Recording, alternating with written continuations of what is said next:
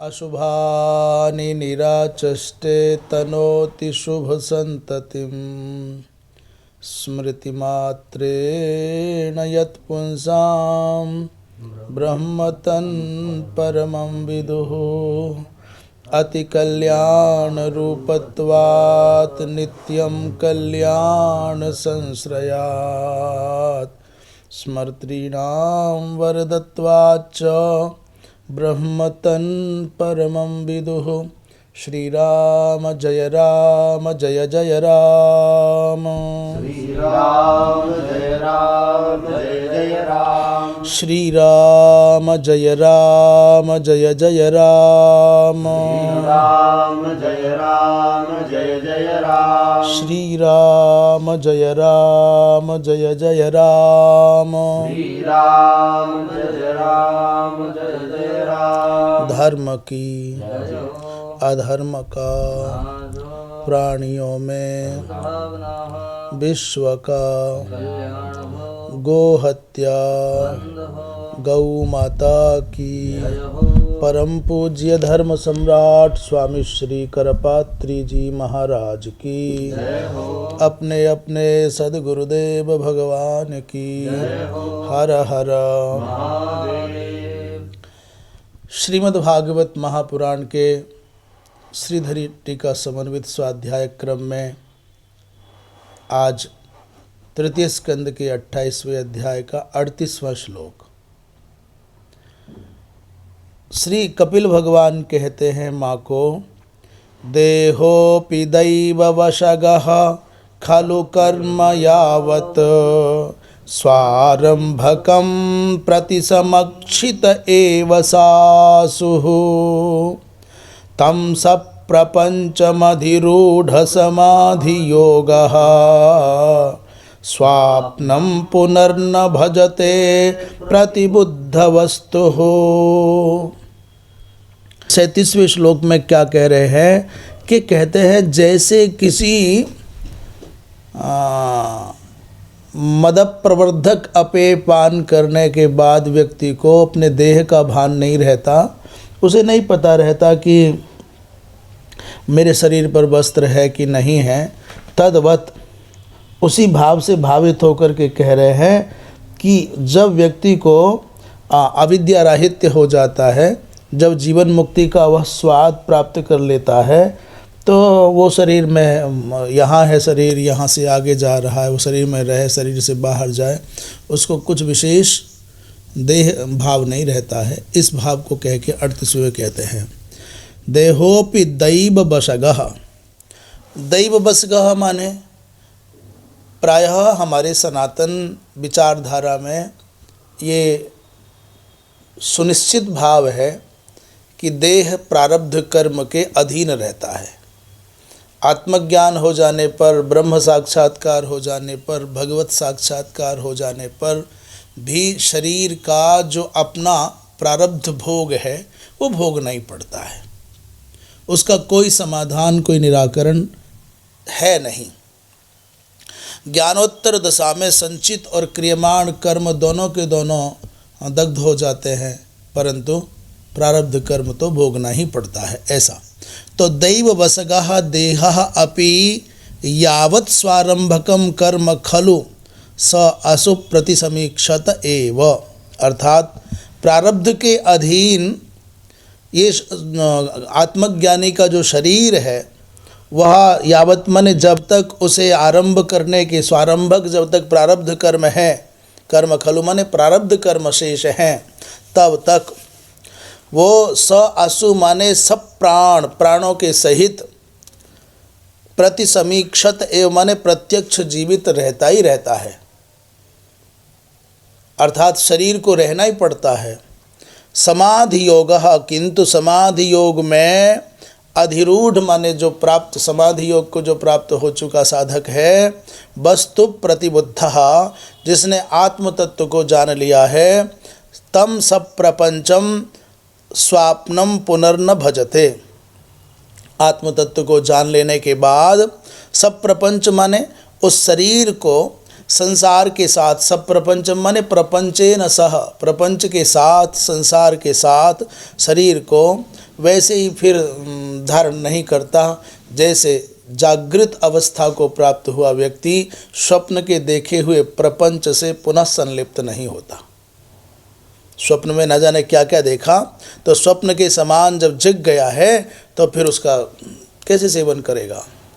ठीक वैसे ही आत्मज्ञान के अनंतर देहगत धर्मों के साथ संबद्ध नहीं होता। श्रीधर स्वामी पाद इस प्रसंग में कहते हैं 38वें श्लोक में कह रहे हैं कि ननु तरि देहस्य कथम प्रवृत्ति निवृत्ति जीवनम वा तत्राह। देहस्य प्रश्न ये बनता है कि ननु तरि देहस्य कथम प्रवृत्ति निवृत्ति।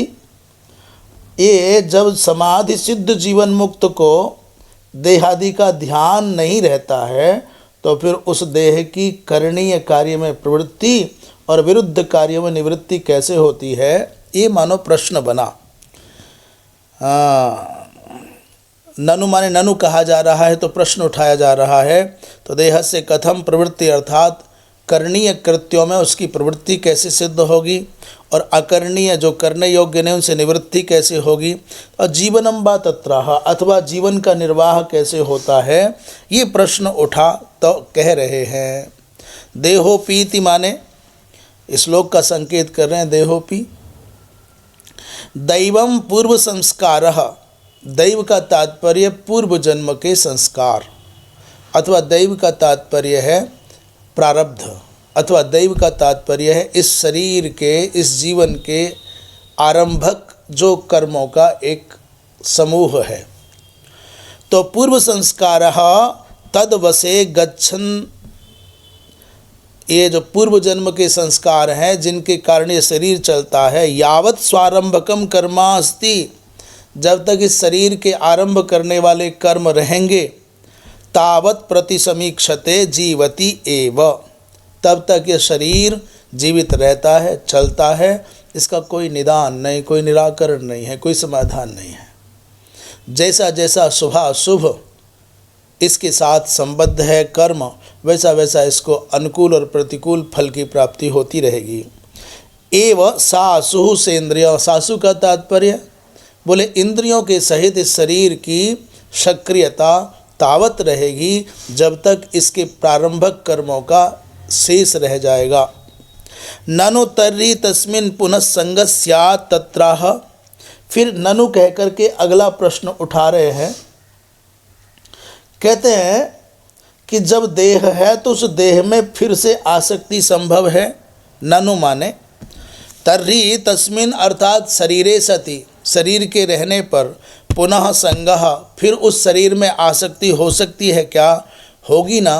तो कह रहे नहीं नहीं ऐसा नहीं है। तम देहम स्वाप्न देहादि तुल्यम, ज्ञानोत्तर दशा में उस शरीर को स्वप्न के शरीर की भांति, तम देहम जिस देह में रह करके आत्मज्ञान प्राप्त हुआ है उस शरीर को स्वप्नगत देह की भांति सब प्रपंचम पुत्रादि सहितम पुनर्न भजते।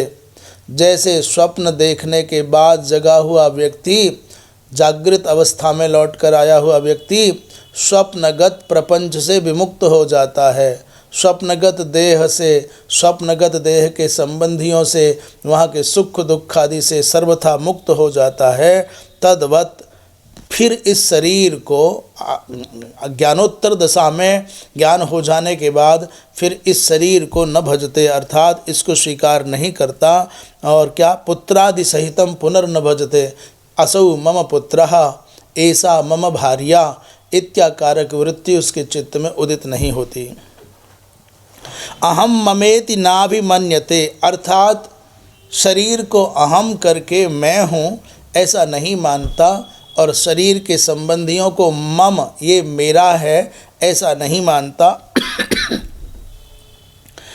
अधिरूढ़ प्राप्त समाधि पर्यंतो योगो ये न, कौन किसके बारे में कह रहे हैं, बोले समाधि पर्यंत दिव्य योग की अवस्थाओं को जिसने प्राप्त कर लिया है उसकी बात कर रहे हैं। अतएव प्रतिबुद्धम वस्तुआत्म तत्वम ये न सह, अर्थात जिसने वस्तु माने आत्म तत्व। हम अनेक बार कहते हैं वस्तु शब्द का सामान्य व्यवहार में प्रयोग होता है किसी भी जड़ पदार्थ के लिए, पुस्तक भी वस्तु है, ये पात्र भी वस्तु है, वस्त्र भी वस्तु है। तो ये वस्तु माने ये वस्तु यहाँ रखी है, परंतु वस्तुतः वस्तु शब्द का अर्थ है ब्रह्म, आत्म तत्व, भगवान कृष्ण। अनेकों अवसरों पर इस बात को स्पष्ट किया जा चुका। यहाँ भी कह रहे हैं वस्तु क्या? बोले वस्तु है आत्म तत्वम। वस्तु आत्म तत्वम, प्रतिबुद्ध माने प्राप्त कर लिया है जिन्होंने आत्म तत्व को, उसको फिर देह के धर्म से, देह के संबंधियों से, देह से कोई प्रयोजन नहीं रह जाता है, ये कह रहे हैं। 39वें श्लोक में कहते हैं, बहुत अच्छा श्लोक है, समझने के लिए, स्वयं के संबोध के लिए, प्रबोध के लिए बहुत उत्तम श्लोक है। यथा पुत्राच्च वित्ताच्च पृथंग मर्त्यः प्रतीयते अप्यात्मत्वेनाभिमतात् देहादेह पुरुषस्तथा।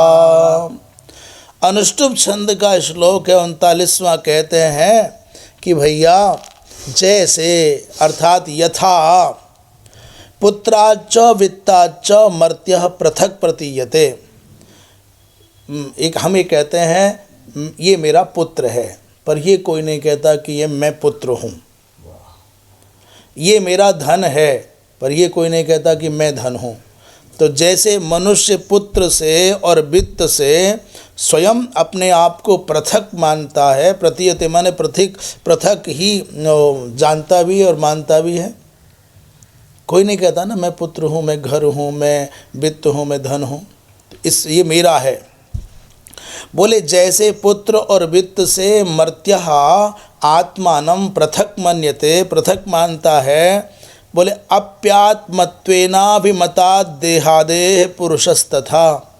कह रहे हैं भैया केवल पुत्र और वित्त नहीं, अपितु आत्मत्वेन अभिमतात्, माने इस देहादि को जिसने आत्मदृष्टि से देखा हुआ है, अपना जो आत्मा है, अभिमता जिसको आपने मान लिया है, अपना आत्मा मान लिया है, इस शरीर से भी वैसे ही वह आत्मसत्ता पृथक है। श्लोक समझ में आया? जैसे धनवान से धन भिन्न है,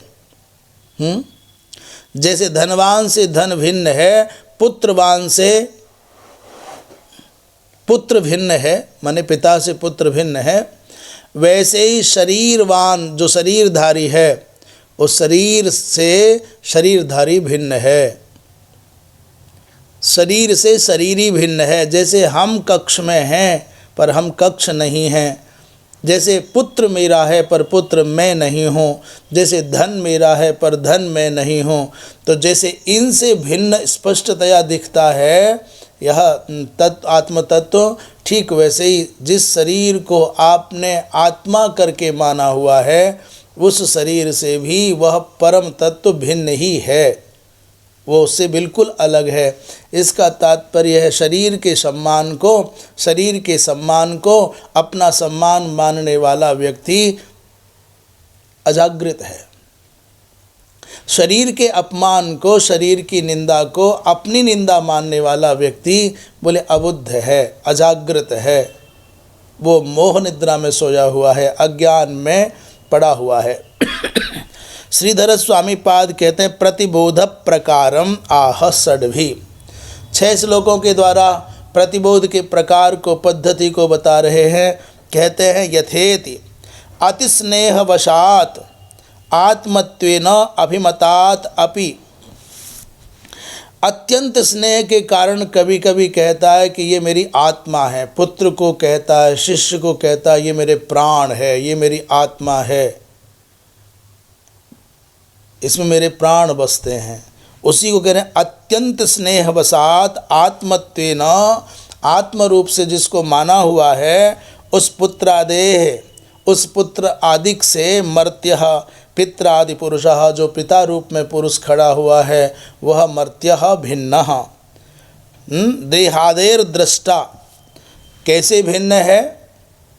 बोले जैसे पुत्र से पितृ आदि पुरुष सर्वथा भिन्न है, धन से पुरुष आदि धनी पुरुष भिन्न है, तद्वत देहादेह, इस शरीर आदिक से इस शरीर का जो साक्षी दृष्टा है वो भिन्न है, वो पृथक है। वंशीधर जी महाराज कहते हैं 39वें श्लोक में, कहते हैं कि देहादे रिहादि आदि ना इंद्रियादि ग्रह। देहादे यहाँ आदि शब्द से इंद्रियादि का ग्रहण कर लेना चाहिए। दृष्टा माने जीव। तो जैसे पुत्र और पिता दोनों बिलग हैं, जैसे धन और धनवान दोनों बिलग हैं, वैसे ही देह और देह में रहने वाला जो देही है वो उससे सर्वथा भिन्न है, ये जान लेना चाहिए। 40वें श्लोक में कहते हैं यथोल्मुकाद् विस्फुलिंगात् धूमाद् स्वसंभवात् अप्यात्मत्वेनाभिमतात् तदाग्निः पृथक् गुल्मुकात्। 40वें श्लोक में कह रहे हैं यथा, बोले आत्मत्वेन अभिमतात् अपि, जो अपने शरीर को अपना आत्मा माने हुए हैं, उनमें यथा उल्मुकात, जैसे जलती हुई लकड़ी से, विस्फुलिंगा चिंगारी से, और स्वसंभवात माने अपने से उत्पन्न धूमात धूम से भी, उल्मुकात लकड़ी में उठती हुई अग्नि से भी, अग्नि पृथक भवति। ये अगले श्लोक से इसका अन्वय जुड़ेगा। क्या क्या कह रहे हैं? यथा उल्मुकात, उल्मुख माने दग्ध काष्ठ को कहते हैं, जली हुई लकड़ी को, और विस्फुलिंगात माने जो चिंगारियाँ उठती है अग्नि की उनसे, धूमात माने धुएं से भी, स्वसंभवात अर्थात धुआं तो इनसे ही उत्पन्न होता अग्नि से ही। बोले अपि आत्मत्वेनाभिमतात्, जिसको तदाग्नि पृथक उल्मुकात, उल्मुख आदिक से अग्नि पृथक है, ऐसे ही आत्मत्वेन देह से जिसको आत्मा माना हुआ है, उस देह से आत्म तत्व उसी प्रकार भिन्न है जैसे अग्नि इन सब से भिन्न है। कहते हैं श्रीधर स्वामी पाद इस प्रसंग में, पृथक अवस्थाना भावेपि भेदम सदृष्टान्तम आह। यद्यपि पृथक अवस्थान नहीं है आत्म तत्व का, शरीर भिन्न हो और आत्मा भिन्न हो ऐसा अलग अलग देखने में नहीं आता, दोनों संयुक्त दिखते हैं। पृथक अवस्थान के अभाव में भी भेद को दृष्टांत पूर्वक बता रहे हैं, कोई उदाहरण देकर के बता रहे हैं, दृष्टांत देकर के बता रहे हैं। यथा उल्मुकात, क्या है उल्मुख? इदानीम ज्वलतः काष्ठात, इस समय जो उल्मुख माने जलता हुआ काष्ठ है उससे, स्वसंभवात अग्नेः संभूतात्, अग्नि से जो समुत्पन्न हो रहा है धूम आदिक, तो आत्मत्वेन अग्नेः स्वरूपत्वेन अभिमतात्, अग्नेः आत्मत्वेन स्वरूपत्वेन जो अभिमत है, स्वीकृत है, तस्माद् अपि अत्यंत अविवेकिनो ही, जो अत्यंत अविवेकी है कोई, वही धूमेपि अग्न्यभिमानोस्ति, वो धूम में भी अग्नि को माने बैठा है। उल्मुकात पूर्व सिद्धात अपि, यद्यपि अग्नि तो उल्मुख से पूर्व सिद्ध है, तद्दाहक प्रकाशकश्चाग्नि पृथक एवं, उस काष्ठ को जलाने वाला, प्रकाश प्रदान करने वाला जो अग्नि है वो उससे सर्वथा भिन्न ही है। ऐसा श्रीधर स्वामी पाद कह रहे हैं 40वें श्लोक में। क्या कह रहे हैं?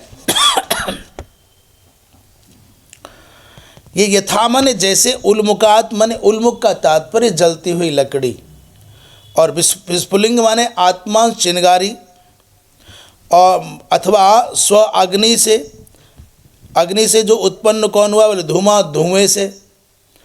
उल्मुकात माने पहले से ही जलती हुई लकड़ी से भी आत्मत्वेन अग्नि रूप में अभिमतात समझे जाने पर, यद्यपि कहते हैं अग्नि रूप ही है, धुआं भी अग्नि रूप ही है, चिंगारी भी अग्नि रूप ही है, भी यथा जैसे अग्नि इन सब से पृथक ही है, ठीक वैसे ही देहादि में, पुत्रादिक में जो आत्मभाव हो जाता है, तथापि कह रहे हैं भैया फिर भी इन सब से आत्म तत्व भिन्न ही है। श्रीधर स्वामी कहते हैं कि पृथक अवस्थाना भावेपि भेदम सदृष्टान्तम आह। यद्यपि इसका शरीर का और आत्मा का पृथक अवस्थान संभव नहीं है, अग्नि का, काष्ठ का, अग्नि और चिंगारी का, अग्नि और धूम का पृथक अवस्थान संभव नहीं है, तो भी एक ही आश्रय में रहने पर भी विद्यमान भेद को, जो उसमें भेद सुनिश्चित ही है, उसको दृष्टांत के द्वारा समझा रहे हैं। क्या है? उल्मुकात का तात्पर्य इस समय जलती हुई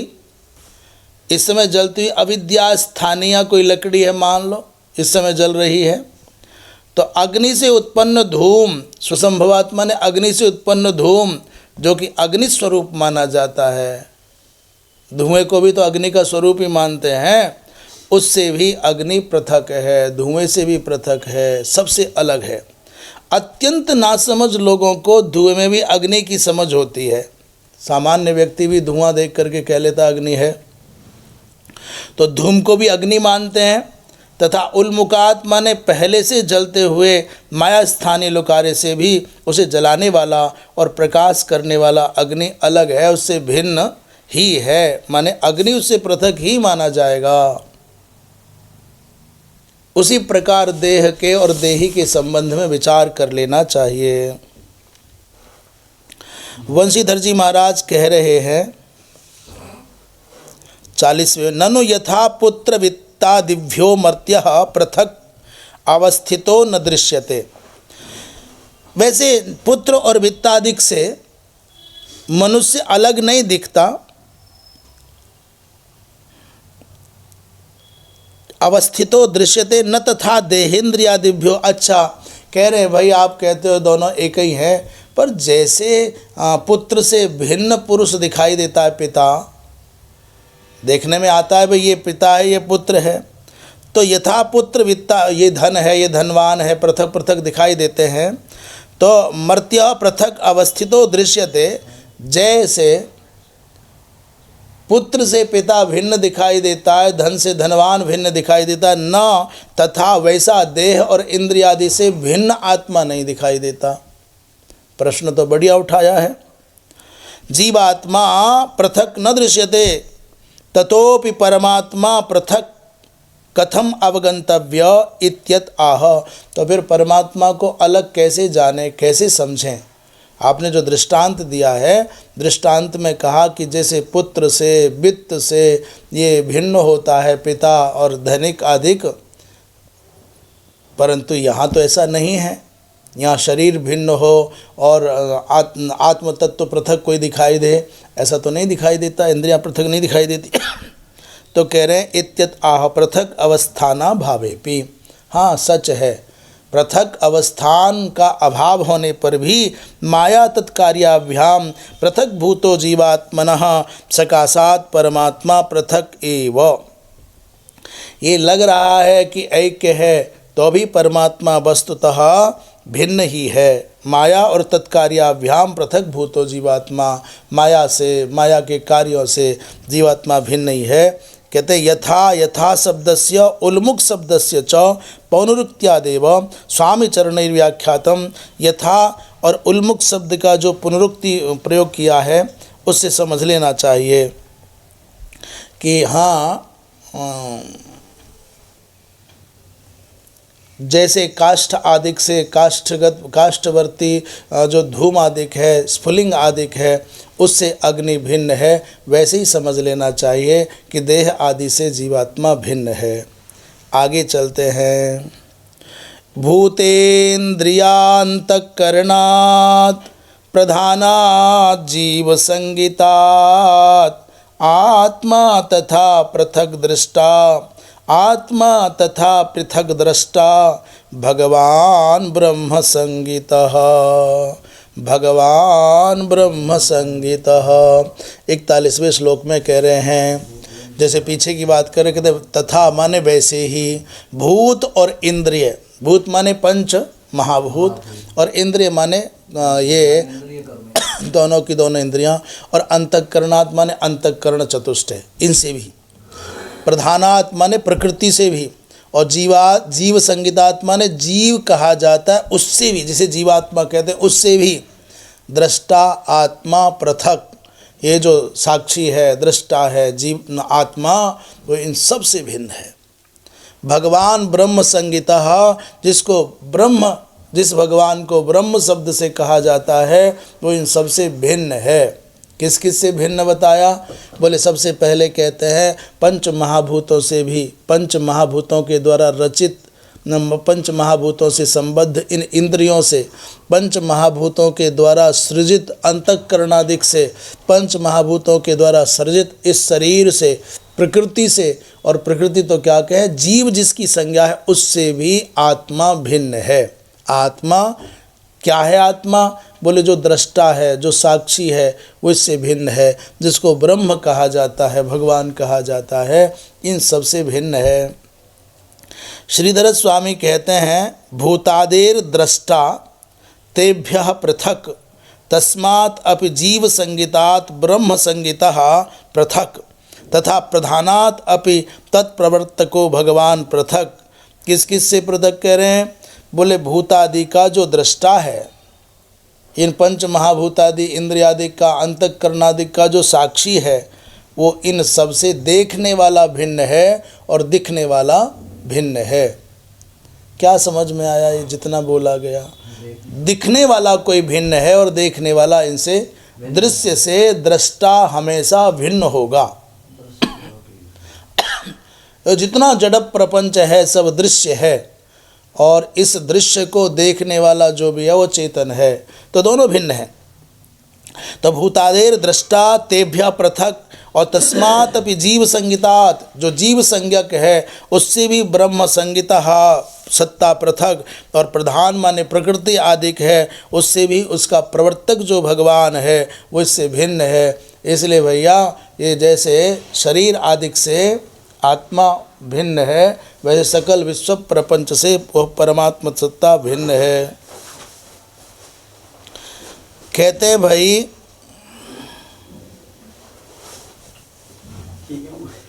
चेतन और अचेतन भेदस्य आवाल गोपाल प्रसिद्धत्वात्। संसार में चेतन क्या है, अचेतन क्या है, प्रायः सामान्य से सामान्य व्यक्ति, आवाल माने बालक से लेकर के, गोपाल अर्थात गोपालक से लेकर के बड़े बड़े विद्वानों तक ये बात जगत प्रसिद्ध।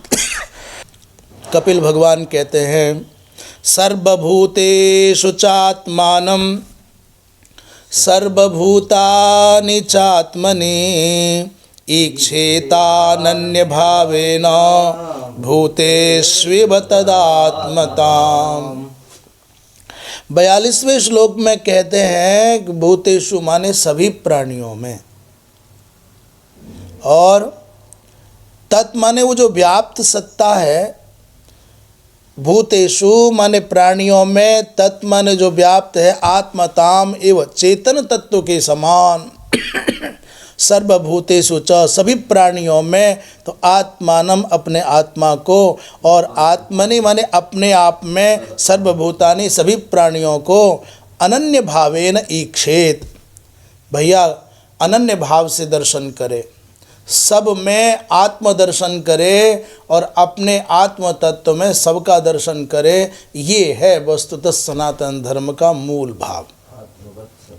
सभी प्राणियों में, सभी भूतों में, सभी प्राणियों में उसका दर्शन करे, आत्मसत्ता का, और अपने आत्मा में स्वयं में किसका दर्शन करे? बोले सब समग्र प्रपंच का ऐक्य मान ले। 42वें श्लोक में कह रहे हैं उपाधितो विवेकम उक्त्वा तस्यैक्यम आह। उपाधितो विवेकम उक्त्वा माने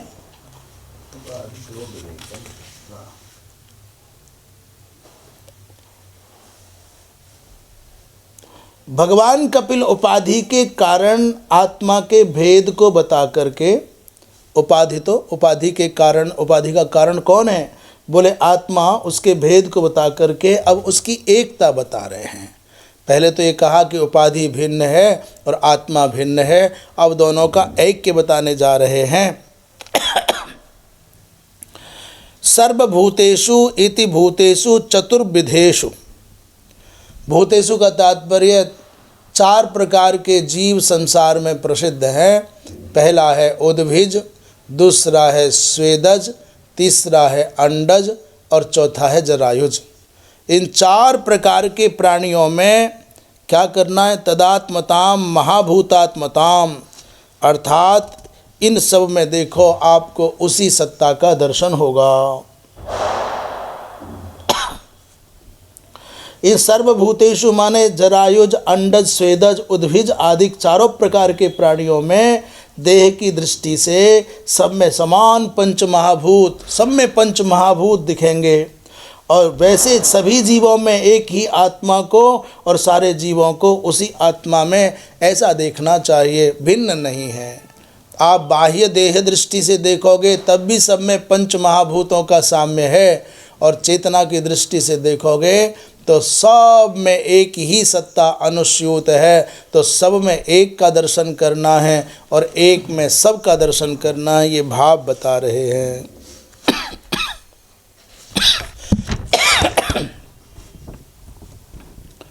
सर्व वस्तुनाम कारणत्वम लय स्थानत्वंच पश्येत। सब वस्तुओं में कारणत्व माने कारण क्या है इन सब का, अर्थात अंत में लय किस में होता है ये देखना चाहिए। लय स्थान देखो। और कारणस्यैव कार्यत्वम, और सब कारणों में से ही कार्यों की उत्पत्ति होती है। इस दृष्टि से कार्याणामपि लय स्थानत्वात् कारण रूपत्वम इत्याह सर्वेति। अर्थात उसका तात्पर्य इतना ही समझ में आ जाए कि भैया अब तक तो बता रहे थे कि आत्मा भिन्न है और देह आदिक भिन्न है, परंतु अब बता रहे हैं सबका अधिष्ठान एक ही है, एक में ही सबका दर्शन करना है और सब में एक का ही दर्शन करना है। 43वें श्लोक में कह रहे हैं कि एक होने पर भी वो अनेक जैसा क्यों प्रतीत होता है, उसका उत्तर दे रहे हैं। स्वयोनिषु यथा ज्योति रेकम नाना प्रतीयते योगिनां गुणवैषम्यात् तथात्मा प्रकृतौ स्थितः। 43वें श्लोक में कह रहे हैं कि यथा ज्योति ही एकम स्वयोनिषु योनिनाम गुणवैषम्यात् नाना प्रतीयते। जैसे अग्नि एक होने पर भी अपने प्रकट होने की जो काष्ठ है, लकड़ियां हैं, अपनी योनियों में वो योनियों के उन लकड़ियों के गुणों में विषमता होने के कारण वो विषम जैसी अनेक जैसी प्रतीत होती है, तथा उसी प्रकार प्रकृतौ स्थितः, प्रकृति में स्थित जो आत्मा है शरीरों के भेद से अनेक जैसा लगता है, वस्तुतः है एक ही। अच्छा, लकड़ी चाहे आम की हो चाहे नीम की हो, लकड़ी चाहे छोटी हो या बड़ी हो, लकड़ी चाहे गीली हो या सूखी हो, पर उन सब लकड़ियों में, छोटी बड़ी हो भले ही, उन सब लकड़ियों में विद्यमान रहने वाला जो अग्नि तत्व है वो तो एक ही है ना। अब ये कहो कि बड़ी वाली लकड़ी की आग, छोटी वाली लकड़ी की आग, उपाधि के भेद से वो भिन्न जैसी प्रतीत होती है कि नीम की लकड़ी की आग है तो क्या अग्नि में भी भिन्नता होगी? उसी बात को कह रहे हैं। स्वयोनिषु यथा ज्योति एकम, ज्योति एक ही है तो अभी नाना अर्थात अनेक रूपात्मिका प्रतीत होती है।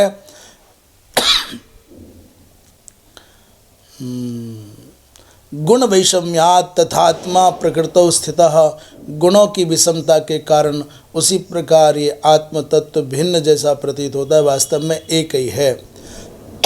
श्रीधर स्वामी कह रहे हैं धर्म भेदस्य अपि औपाधिकताम, धर्म के भेद से भी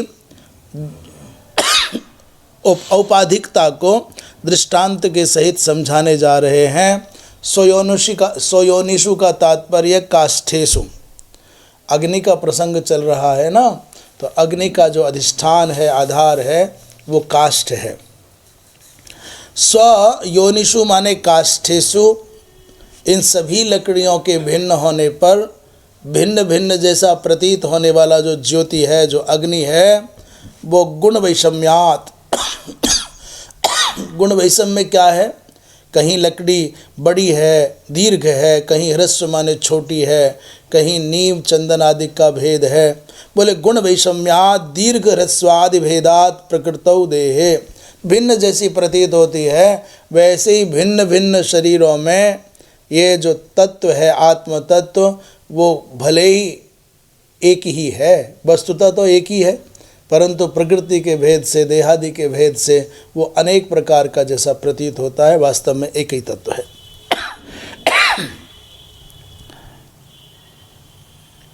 परमात्मना प्रतिदेहवर्तित्वेन, अभी तो लगता है शरीर भिन्न है तो उसमें रहने वाला जीव सत्ता भिन्न है।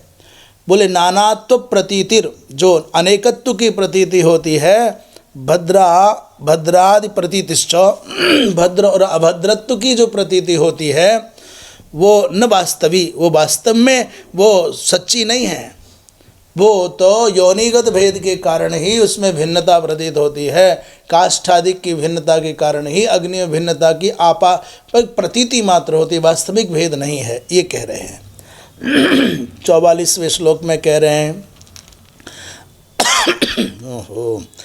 तस्मादिमां स्वां प्रकृतिं दैवीं सदसदात्मिकां दुर्विभाव्यां पराभाव्य स्वरूपेणावतिष्ठते। 44वें श्लोक में कह रहे हैं तस्मात् इमां स्वाम प्रकृतिम, इसीलिए इस अपनी प्रकृति को दैवीम, ये दैवी प्रकृति है, ये ईश्वर से संबंधित है, सत असदात्मिकाम कार्य कारण रूपात्मिका है, और जो दुर्विभाव्य माने अचिंत्य है, पराभाव्य माने भगवत कृपा से इसको जान करके स्वरूपेण अवतिष्ठते, अपने स्वरूप में स्थित हो जाता है। कौन? योगी।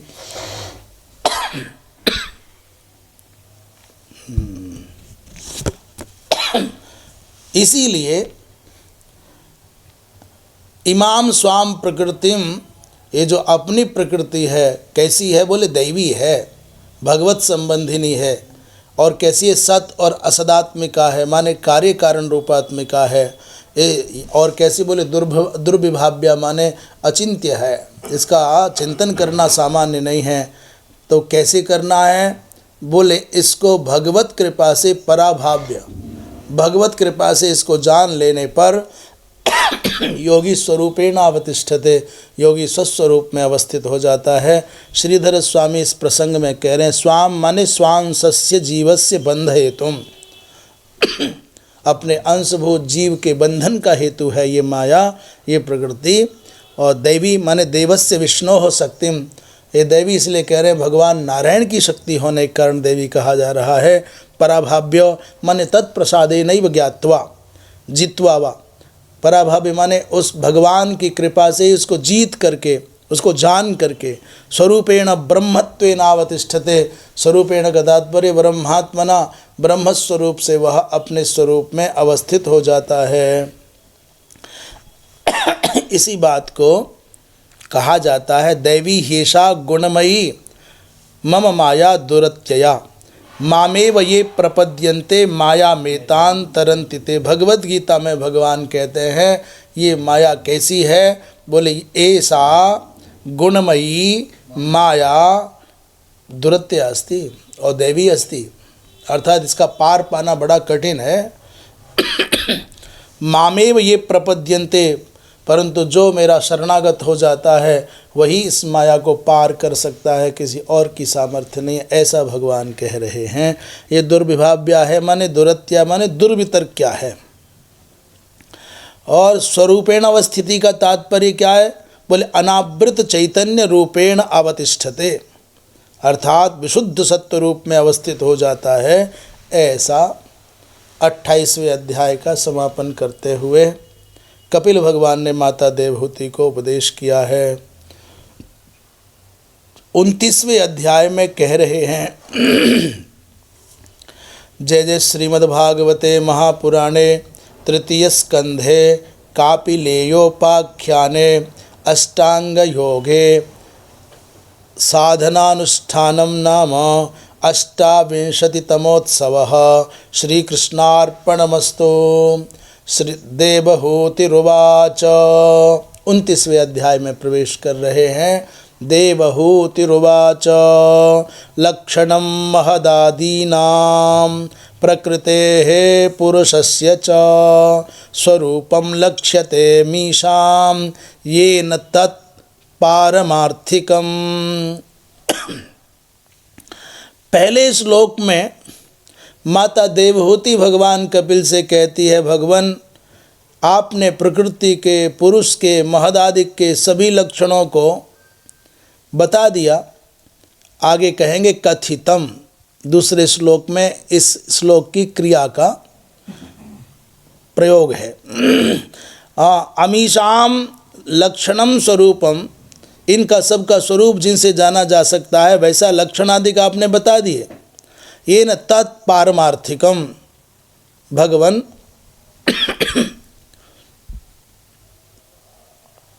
आपने इन महत्त्वादि का, प्रकृति का, पुरुष का, जो इन सब का लक्षण बताया है भगवान, जिसके द्वारा, जिन लक्षणों के द्वारा इनका स्वरूप जाना जा सकता है वो सब पारमार्थिक है। हाँ, वो उपदेश पारमार्थिक है। दूसरे श्लोक को भी साथ ही जोड़ना पड़ता है। आगे क्या कह रही है, यथा सांख्येषु कथितम यन्मूलं तत्प्रचक्षते भक्ति योगस्य मे मार्गम ब्रूहि विस्तरशः प्रभो। इस बात को कहकर के माता देवहूति ने निवेदन किया कि भगवान मुझको विस्तार से भक्ति योग का उपदेश करो। हे प्रभो, हे नाथ, भक्ति योगस्य मे मार्गम ब्रूहि, मुझे भक्ति योग का मार्ग बताओ। और सुनो, विस्तरशः माने विस्तार से बताओ। यथा सांख्येषु कथितम यन्मूलम तत्प्रचक्षते, जैसे सांख्य शास्त्र में कथितम माने आपने बताया है, तत् यत् मूलम, उसका जो मूल कारण है, जो प्रयोजन है, प्रचक्षते माने बताया जाता है। तो प्रभु उस भक्ति योग का विस्तार से मुझे वर्णन करो। ऐसा देवहूति मैया ने भगवान कपिल से निवेदन किया। अब तक जो किया उसके प्रति कृतज्ञता और धन्यवाद ज्ञापित कर रही है। धन्यवाद प्रभु, आपने मुझको अपूर्व ज्ञान प्रदान किया है, परंतु अब मेरे मन में भाव आता है कि मुझे भक्ति योग का विस्तार से उपदेश कर दीजिए। श्रीधर स्वामी पाद क्या कह रहे हैं, 39 भक्ति योगस्तु बहुधोच्यते कालस्य च बलं घोराम संसृतिश्च विरक्तये।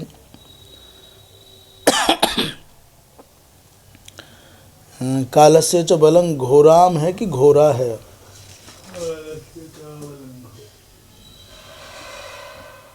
घोरा ही है। अच्छा, घोरा संस्कृति है ना, घोराम नहीं, घोरा। श्रीधर स्वामी पाद कह रहे हैं 39 माने 29वें अध्याय में भक्ति योगस्तु, भक्ति योग का बहुत प्रकार से विवेचन किया जाने वाला है। 29वें अध्याय में भक्ति योग का अनेक प्रकार से, सगुणा भक्ति, निर्गुणा भक्ति, फिर वैधि भक्ति, उनके अनेक प्रकार, इन सब का वर्णन होगा। और कालस्य च बलम, काल के बल का भी निरूपण होगा। और संस्कृति घोरा, घोर संस्कृति माने संसार प्रवाह का, आवागमन का जो घोर स्वरूप है उसका निरूपण होगा। तो कि ऐसा क्यों करेंगे घोर संस्कृति का निरूपण? बोले विरक्त है, जिससे कि इस संसार की भयावहता को सुन करके, जान करके व्यक्ति को वैराग्य हो जाए। तो काल की प्रबलता का वर्णन होगा, अनेक प्रकार से भक्ति की महिमा का वर्णन होगा। और क्या होगा? बोले जिससे कि व्यक्ति विरक्त हो जाए, इसलिए भयावह इस सांसारिक यात्रा का भी निरूपण होगा। कौन से? 29वें अध्याय में। तो उक्तानुवाद पूर्वकम, पहले श्लोक में भगवती माता देवहूति ने कहा था कि प्रभु आपने महदादियों के लक्षण बताए, प्रकृति पुरुष के लक्षण बताए। तो उक्तानुवाद पूर्वकम भक्ति मार्ग भेदान पृच्छति, भक्ति मार्ग के भेदों को पूछ रही है द्वाभ्याम माने 2 श्लोकों के द्वारा। क्या बोले? लक्षणम महदादीनाम यथा सांख्येषु तथा कथितम, सांख्य मत के अनुसार महत तत्वादि के प्रकृति पुरुष के जो लक्षण कहे गए हैं सब आपने बता दिए। जेन लक्षणेन तत्, जिस लक्षण के जान लेने पर तत् पारमार्थिकम परस्पर विभक्तम इत्यर्थः, पारमार्थिक माने परस्पर विभक्त जो स्वरूप है उसका बोध प्राप्त हो जाता है। आपने पृथक पृथक सबका ज्ञान प्रदान कर दिया। यो भक्ति योगो, जो भक्ति योग है, मूलम प्रयोजनम यस्य, हाँ उस भक्ति योग का प्रयोजन, यस्य तद्यन मूलम तत्कथितम, भक्ति योग का जो मूल है, कहते हैं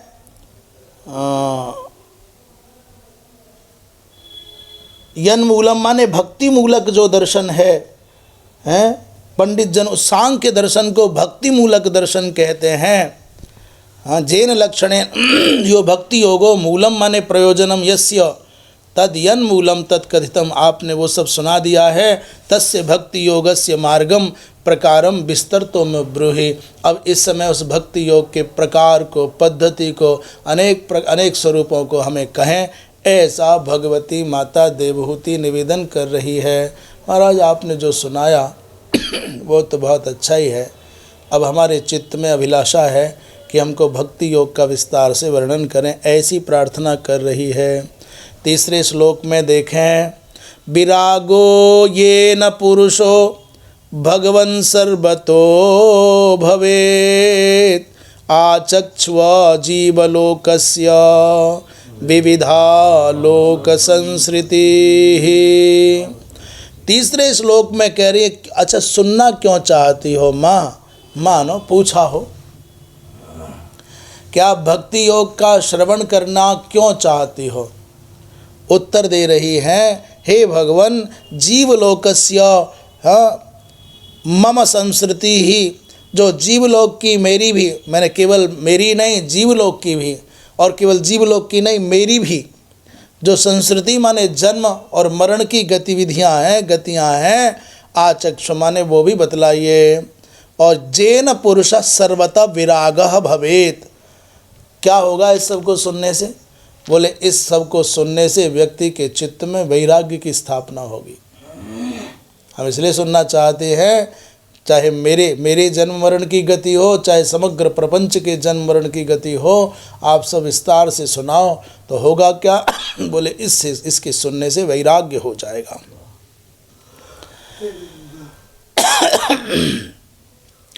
भक्तौ प्रवेशाय, कह रहे भक्ति में प्रवेश करना है तो किंचित वैराग्यम अपेक्ष्यते, भाई वैराग्य की आवश्यकता बहुत है। यदि भक्ति के पथ पर बढ़ना है तो संसार की चमक दमक से वैराग्य होना चाहिए। बिना विरक्त हुए, बिना संसार की चमक दमक से विलग हुए भगवान के चरणों में प्रीति कैसे होगी? इसलिए कह रहे हैं तदर्थम पृच्छति विराग, इसलिए पूछ रही है। 4 श्लोक में क्या कह रहे हैं? अच्छा इसका टीका हो गई ना, जेन संस्कृति नाम आख्यानेन विगत रागो भवेत। 3 श्लोक की श्रीधरी टीका में कह रहे हैं, ये अनेक प्रकार की संस्कृतियों के आख्यान से, ये मनुष्य के जन्म और मरण संबंधी आवागमन के आख्यान से जीव के चित्त में वैराग्य हो जाता है। इसलिए सुनना बहुत आवश्यक है। 4 श्लोक में क्या कह रहे हैं? कालस्येश्वर रूपस्य परेशां च परस्यते स्वरूपं वत् कुर्वन्ति यद्धेतो कुशलम जनाः।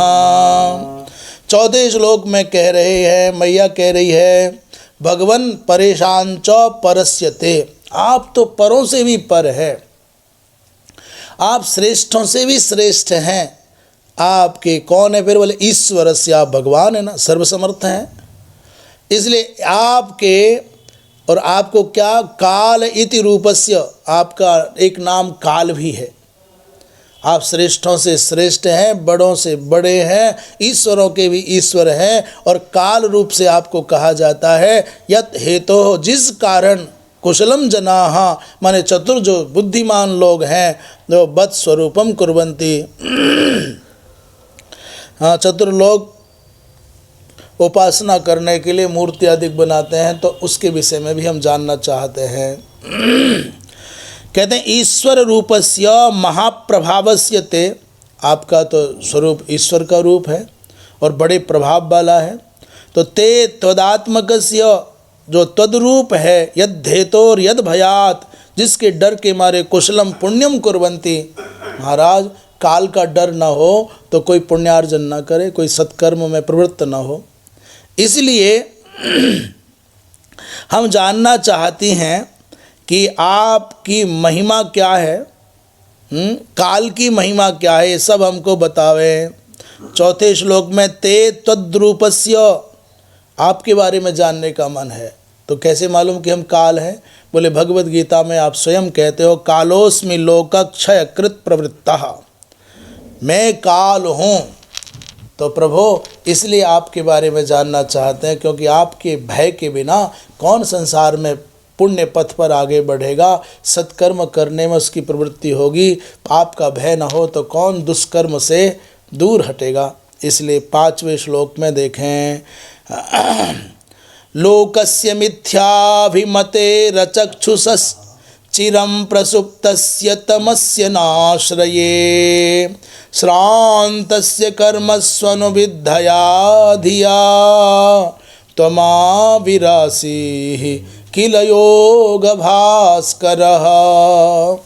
5वें श्लोक में क्या कह रही है मैया? कह रहे मिथ्याभिमते है। मिथ्याभिमते माने झूठा अभिमान जिन्होंने पाल रखा है, इसलिए अचक्षुषः, मिथ्याभिमान के कारण जो दृष्टिहीन जैसे हो गए, अंधे जैसे हो गए हैं, कर्मसु अनुविद्धया धिया, और जिनकी बुद्धि कर्म में अत्यंत आसक्त हुई पड़ी हुई है, उस बुद्धि से श्रांतस्य माने जो थक गए हैं, अनाश्रय जो आश्रयहीन हैं, आश्रयहीन तमसी माने अंधकार में, चिरम प्रसुप्तस्य माने सुदीर्घ काल से सोए पड़े हैं, चिरकाल से सोए पड़े हैं। कौन? बोले लोकस्य, संसार जो सोया पड़ा है, किलत्तम योग भास्कर आविरासी, उन्हीं जीवों पर कल्याण करने, जीवों का कल्याण करने के लिए आप योग भास्कर बन करके प्रकट हुए हो, उदित हुए हो। प्रभु आप ऐसे ही नहीं हैं। न जाने कितने कितने मिथ्याभिमान के कारण अंधे पड़े हुए, विभिन्न प्रकार के कर्मों के संपादन में रत रहती हुई जो बुद्धि है, उस बुद्धि के कारण जो श्रांत होकर के अनाश्रय आश्रयहीन गहन अंधकार में चिरकाल से माया मोह के कारण में सोए हुए पड़े हैं, उन सब के कल्याण के लिए आप योग भास्कर बन करके, योग प्रभाकर बन करके ही प्रकट हुए हैं। प्रभु कृपा करके बतावें। कह रहे हैं अचक्षुषो का तात्पर्य जिसके नेत्र नहीं है वो क्या? बोले अचक्षुषो का तात्पर्य कह रहे हैं अज्ञस्य, चूंकि अज्ञानी है, ज्ञान दृष्टि से रहित है, अतः मिथ्याभूते, इसलिए मिथ्याभूत देहादि में देहादौ अभिमतिर अहंकारो यस्य, अज्ञान है तभी तो वो इस मिथ्या शरीर में आत्मबुद्धि करके बैठा हुआ है। अतो मिथ्याभूते माने देहादौ, इस शरीर आदिक में अभिमति माने अहंकार जिसने पाल लिया है उसके, अतः कर्मसु अनुविद्धया, अर्थ कर्मों में अनुविद्ध माने अत्यंत आसक्ति हुई जो धी बुद्धि है उससे श्रांत हैं। तो अतएव अनाश्रय माने अपारे तमसी, जिसका कोई पार नहीं है, ऐसे गहन अंधकार रूप संसार में, चिरम प्रसुप्तस्य, ये चिरकाल से सोए पड़े हुए हैं, उस लोकस्य प्रबोधाय, उस संसार को जगाने के लिए तुम योग प्रकाशको भास्करः, तुम योग प्रकाशक योग भास्कर के रूप में किल आविर्भूतोसी, हम जैसे जीवों के कल्याण के लिए आपका अवतार हुआ है नाथ।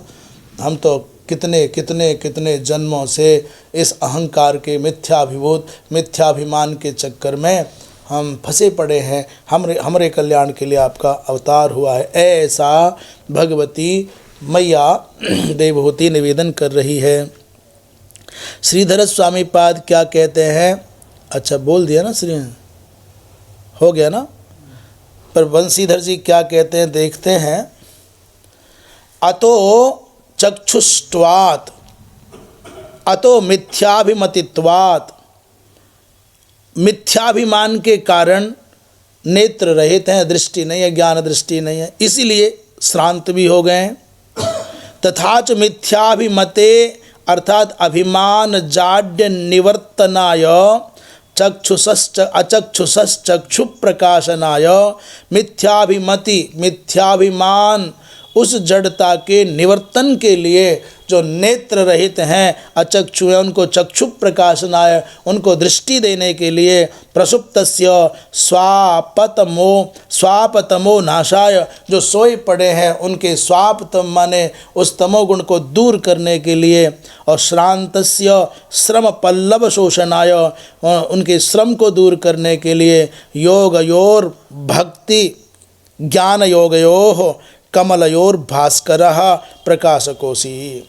भगवान आप ज्ञान और योग रूपी कमलों के प्रकाश के लिए, विकास के लिए आप भास्कर बन करके उदित हुए हैं, ऐसा निवेदन कर रही है। ऐसा जब कहा तो मैत्रेय जी महाराज कहते हैं, इति मातुर्वचः लक्षणं प्रतिनंद्य महामुनिः आबभासे कुरुश्रेष्ठ प्रीतस्ताम करुणार्दितः। मैत्रेय जी महाराज कहते हैं कि जब इस प्रकार मैया ने पूछा, इति मातुर्वचः, मैया के वचनों के सुलक्षणम माने सौंदर्य का अभिनंदन करके, कौन? महामुनि कपिल भगवान मैया की भावनाओं का आदर कर रहे हैं कपिल भगवान। और आबभासे, हे कुरुश्रेष्ठ, कुरुश्रेष्ठ माने हे विदुर जी, आबभासे माने बोले, प्रीतः तांग करुणार्दितः, प्रसन्न होकर के बोले, करुणार्दित माने करुणा से विगलित हो गया हृदय जिनका। मैया के वचनों को सुनकर के कपिल भगवान के हृदय में करुणा का प्रवाह आ गया, इसलिए प्रसन्नता के साथ उनका अभिनंदन करते हुए कह रहे हैं। क्या कहेंगे? श्री भगवान वाचे कल बताया जाएगा। श्रीधर स्वामी कहते हैं सुलक्षणम माने केवल एक ही शब्द की व्याख्या कर रहे हैं, सुलक्षणम माने सुंदरम। मैया के इतने सुंदर सुंदर भावों को सुना, सुलक्षणम माने सुंदरम, भावों को सुना तो बड़े करुणा से हृदय भर गया भगवान कपिल का, और माता देवहूति को उत्तर देने की तैयारी कर रहे हैं। बंशीधर जी क्या कहते हैं? बंशीधर जी कहते हैं, इति भक्ति महिम ज्ञान जत्वात्, भक्ति की महिमा और ज्ञान जत्वात् माने और ज्ञान जन्यत्व इसमें है। तो प्रीत माने प्रश्न सौष्ठवे न, प्रश्न इतना अच्छे ढंग से किया मैया ने कि प्रसन्न हो गए। करुणा तो दैन्य न, और मैया के प्रति करुणा का भाव क्यों आया? बेचारी मेरी माँ है। महामुनि श्री कपिलः उत्तरम ददाति, उत्तर दे रहे हैं। तो श्री भगवान वाच, भगवान क्या कहेंगे ये बात अब कल जानेंगे। बोलिए वृंदावन बिहारी लाल की। हर हर महादेव।